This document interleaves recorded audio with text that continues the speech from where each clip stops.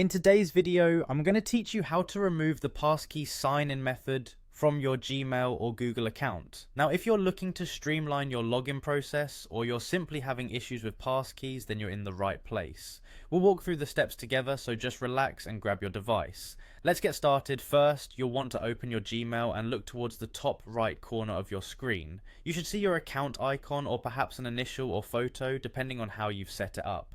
Go ahead and give that a click. It will bring down a menu with various options related to your account. Next, you'll need to select Manage your Google account. This will take you to a broader settings page where you can access different sections of your account to review or modify related settings and preferences. It's always a handy spot to familiarize yourself with if you haven't already. Once you're on this page, you'll want to focus your attention on the left-hand side panel. There you'll see various categories you can dive into, and we're particularly interested in security, so go ahead and click on that.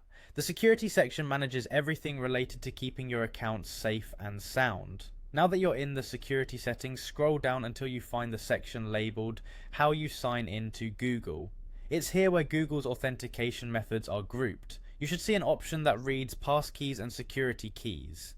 Click on that to view the passkeys currently associated with your account. In this list, you'll be able to see all passkeys you've set up. Maybe there's one you no longer use or recognize. This is where you choose which passkey you want to remove.